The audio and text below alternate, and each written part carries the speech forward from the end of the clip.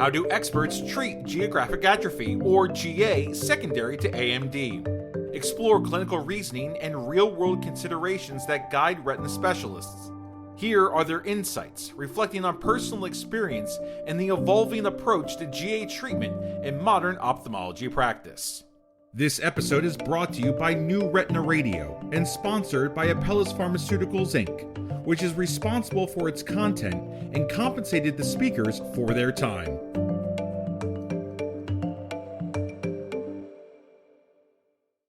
Welcome back to those who've joined us from previous episodes, and a special welcome to our new listeners.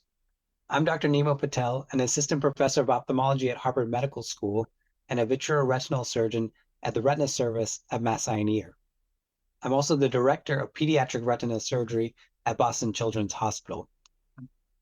Today, we will identify the challenges that retina specialists may encounter early in their careers, including those related to patient communication and education.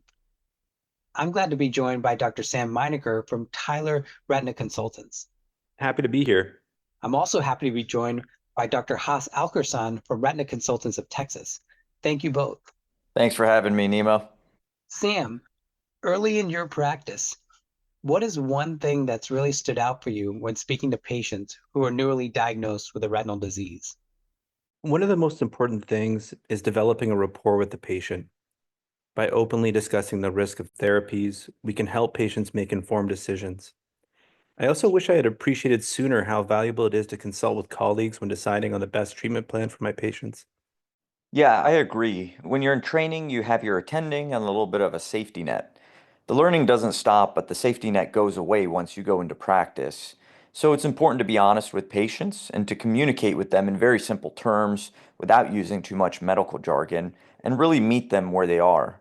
And on the flip side of that, as you get more experience, you encounter patients with the same disease throughout the day.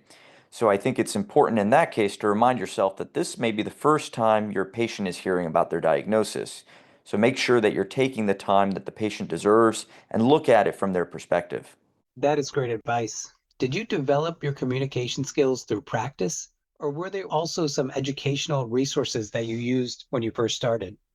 My colleagues are the best resource. When I had some challenging patients, we would discuss these cases as a group, and often those discussions would prompt reading medical journals. But communication is something that's very difficult to learn in a textbook. You see good examples of it, and then your approach becomes more refined. Yeah, that's very true. When you're fresh out of training, you encounter a disease, and then you often have a spiel ready to go. I wish that I knew that this approach doesn't work on every patient and for every disease when I first started. I slowly learned to start by asking questions like, have you heard of geographic atrophy? And then you get a sense of where they're at, so you can tailor the discussion to the patient. Using geographic atrophy as an example, how do you approach a conversation with a patient who is newly diagnosed with GA? I tell the patient that geographic atrophy is a progressive disease, and there's nothing that stops or reverses it. However, there are medications that can slow down the process of disease progression. I like how you emphasize setting expectations early. Haas, do you take a similar approach? Yeah, I do. I start talking about macular degeneration in general because some of my patients may have never had a diagnosis of age-related macular degeneration or AMD at all. I also need to make sure that they understand that GA secondary to AMD is a different entity than wet macular degeneration with different expectations for treatment. I like to describe the retina as a lawn and that we want the lawn to be nice and green, but over time, there are these yellow patches that develop. And unfortunately, we don't know how to grow that grass back. Therefore, our goal is to keep as much green grass as possible by slowing the growth of the yellow patches. That's really a great analogy, and I imagine it helps patients better visualize what's going on. What about more recent insights, let's say from the past 1 to 2 years? Have they changed your approach?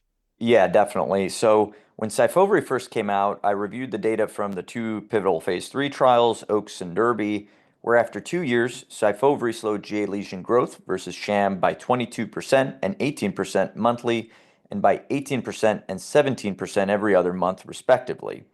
This was already encouraging, but the data coming out of Gale has given even more information about using Syfovre in my practice. Seeing the divergent curves in terms of the rate of GA lesion growth for patients who are not treated versus those who are treated has made me a proponent for treating lesions as soon as possible once a GA diagnosis has been made, particularly if they have some features that make them look like they may be faster progressing. For the listener, Syfovre or pegcetacoplan injection is a complement inhibitor indicated for the treatment of geographic atrophy secondary to age-related macular degeneration. Syfovre is contraindicated in patients with ocular or periocular infections, in patients with active intraocular inflammation, and in patients with hypersensitivity to pegcetacoplan or any of the excipients in Syfovre. Systemic hypersensitivity reactions like anaphylaxis, rash, or urticaria have occurred. The warnings and precautions of Syfovre include endophthalmitis and retinal detachments, retinal vasculitis and/or retinal vascular occlusion, neovascular AMD, intraocular inflammation, and increased intraocular pressure. Please continue listening for additional important and safety information. Be sure to check the link provided for the full prescribing information on this medication. Now, going back to what Sam said earlier, patients may sometimes come with their families. What if they have questions or concerns about the treatment? Haas, how do you handle these questions, and how do you properly set treatment expectations? Yeah, I think the key is just being open and honest about treatment. I tell patients that it's a long-term commitment, not just a one and done. We're going to be doing this potentially for the rest of your life. Right off the bat, I talk about the risks. I mention to my patients the most common adverse events reported in 2% or more of the patients through 2 years in Oaks and Derby. And these were ocular discomfort, new onset neovascular AMD, vitreous floaters, conjunctival hemorrhage, vitreous detachment, retinal hemorrhage, punctate keratitis, posterior capsular opacification, intraocular inflammation, and increased intraocular pressure. However, I counterbalance that against the risk of essentially doing nothing and just observing what's a progressive disease. And then, depending on their lesion, I tell patients what I personally would do if I were in their shoes, and I think that helps put patients at ease. That's a great point about transparency and setting expectations. Sam, typically, do you take a similar approach with your patients? I do. I definitely agree that you need to explain the risks of not treating. Because if you have documented progression and you have a fellow eye that's lost a significant amount of vision, we know what's going to happen to these patients. We can say, we know there's going to be a decline in your vision, and are we going to go down without a fight? Or should we at least try to slow down the GA lesion progression? I found that anchoring the patient in terms of what we're trying to accomplish is very helpful. Yeah, I totally agree. And in the future, better clinical tools will hopefully help us identify patients who are, in fact, at risk for faster progression. There are a lot of data coming out about the ratio of the ellipsoid zone or EZ to retinal pigment epithelium or RPE and other prognostic factors. If we could easily measure that in clinic, it would be much easier to have that conversation with patients. That idea of meeting patients where they are is key. Do you finding that giving them a take-home materials to help reinforce the conversation is helpful? Yeah, I do. I have brochures with information on GA and its potential treatment options that I have patients take home. When I diagnose patients with GA, I always give them time to think about it. Contrary to wet AMD, characterized by acute vision loss and anatomical and functional improvement after treatment, GA is a slow but progressive disease. When the patient's ready to start treatment, I want them to be completely comfortable. I want them to read through the materials, show them to their family members, and then come back so we can have more of an informed discussion and make a decision. It's helpful from a practice workflow perspective as well. Providing information to patients and their family and then giving them time to discuss can really make these conversations more productive.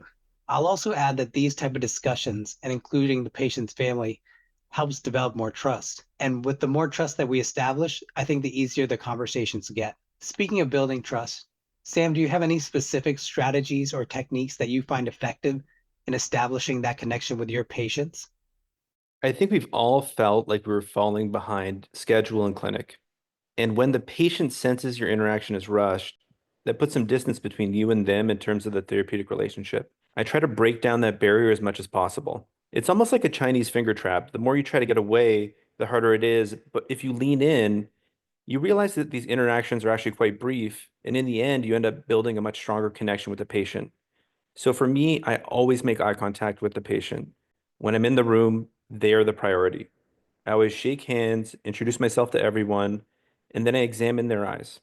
I show them the images, and then I just sit down and chat with them.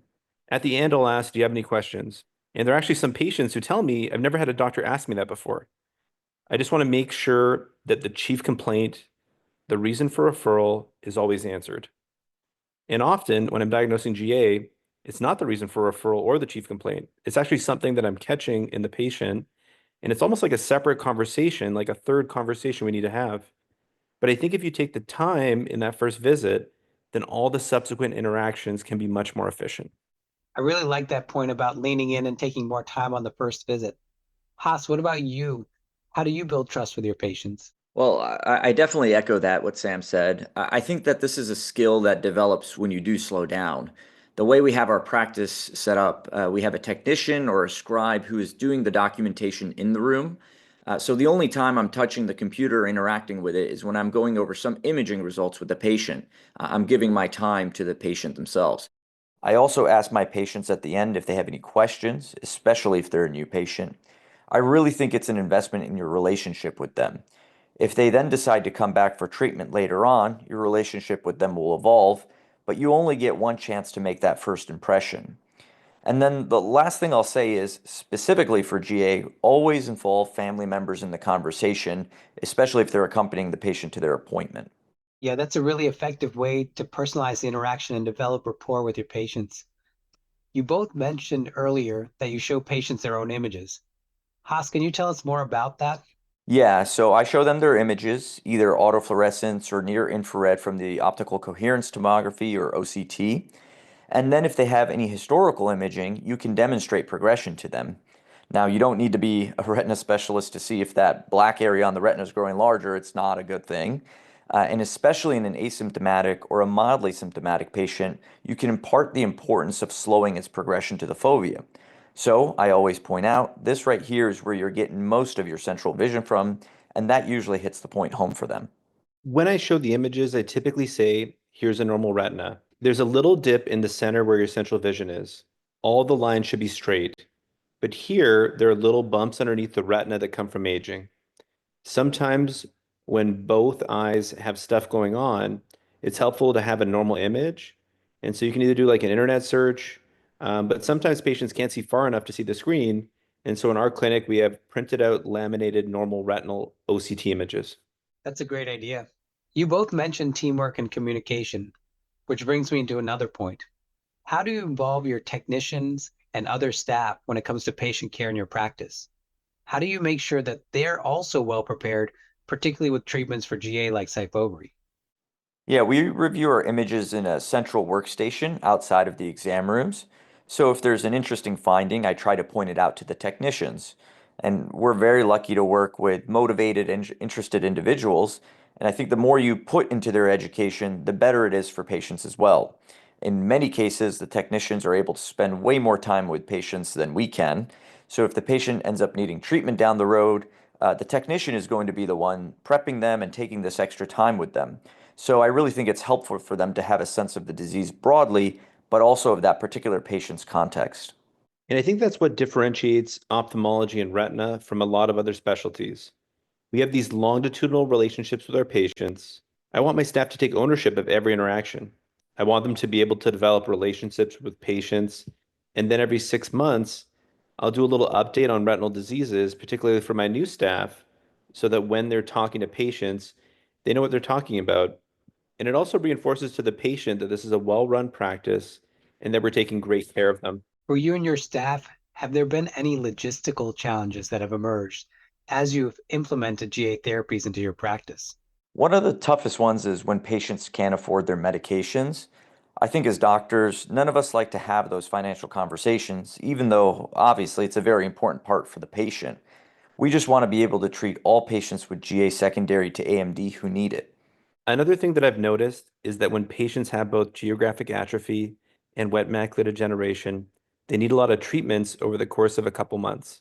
If I'm administering an anti-VEGF and Syfovre, they should be administered separately per the prescribing information. If giving them on the same day, in the clinical trials, they were given about 30 minutes apart. As soon as everything is ready, we go into the room and perform a round of injections. And then every few months, they may need to have like a traditional dilated retinal exam that takes maybe an hour or 2 hours in terms of visits. And these exams can take a lot out of them, especially if they're older. In my experience working in an academic center, we also have to ensure these medications for GA are on formulary. Sometimes we have to work with our pharmacy and therapeutics committee to evaluate their inclusion. Thank you, Sam and Haas, for sharing these perspectives with us today. To wrap up, I wanted to ask you one question. If you were to give advice to your colleagues, especially the next generation of retina specialists who want to improve their communication skills, what would you say to them? Yeah, in terms of communication, just be open and honest with patients. If you don't know something, tell the patient that. Coming out of training, we sometimes think that makes us look like we don't know what we're talking about, but I actually think it does the opposite. Treat the person in front of you like a person and give them the time that they deserve. And I think patients are very receptive to that. Throughout our careers, we'll be adopting different treatments and figuring out how to meet our patients where they are in terms of conversations about risks, benefits, and treatment alternatives. And that's one of the most exciting things about retina. The practice is always evolving. And I hope in 5 or 10 years, I'm not just doing the same thing I learned in fellowship. I hope I'm adapting with the times. To add to this, I think what I've learned is to keep it as simple as possible. We love to talk about lesion growth, multifocality, easy loss, and all of these are really interesting things. But sometimes I've been reminded by my patients that not only do they not know what geographic atrophy is, sometimes they may not even know what the retina is. I've learned to start very simple and add specifics when they demonstrate some understanding. Sam and Haas, I appreciate the insights that you've shared with me and our audience today. Thank you so much for your time and expertise. That wraps up today's episode, but the conversation doesn't end here. Be sure to check out other episodes: The Race to Slow GA, a retina specialist in the driver's seat of GA treatment, and Retina Forward, practical insights on adopting FDA-approved treatments into practice, to hear more fresh perspectives and real-world experiences. Indication: Syfovre pegcetacoplan injection is indicated for the treatment of geographic atrophy, GA, secondary to age-related macular degeneration, AMD. Important safety information. Contraindications. Syfovre is contraindicated in patients with ocular or periocular infections, in patients with active intraocular inflammation, and in patients with hypersensitivity to pegcetacoplan or any of the excipients in Syfovre. Systemic hypersensitivity reactions, for example, anaphylaxis, rash, urticaria, have occurred. Warnings and precautions. Endophthalmitis and retinal detachments. Intravitreal injections, including those with Syfovre, may be associated with endophthalmitis and retinal detachments. Proper aseptic injection technique must always be used when administering Syfovre to minimize the risk of endophthalmitis. Patients should be instructed to report any symptoms suggestive of endophthalmitis or retinal detachment without delay and should be managed appropriately. Retinal vasculitis and/or retinal vascular occlusion. Retinal vasculitis and/or retinal vascular occlusion, typically in the presence of intraocular inflammation, have been reported with the use of Syfovre. Cases may occur with a first dose of Syfovre and may result in severe vision loss. Discontinue treatment with Syfovre in patients who develop these events. Patients should be instructed to report any change in vision without delay. Neovascular AMD. In clinical trials, use of Syfovre was associated with increased rates of neovascular, wet, AMD, or choroidal neovascularization. 12% when administered monthly, 7% when administered every other month, and 3% in the control group by month 24. Patients receiving Syfovre should be monitored for signs of neovascular AMD. In case antivascular endothelial growth factor, anti-VEGF, is required, it should be given separately from Syfovre administration. Intraocular inflammation. In clinical trials, use of Syfovre was associated with episodes of intraocular inflammation, including vitritis, vitreal cells, iridocyclitis, uveitis, anterior chamber cells, iritis, and anterior chamber flare. After inflammation resolves, patients may resume treatment with Syfovre. Increased intraocular pressure.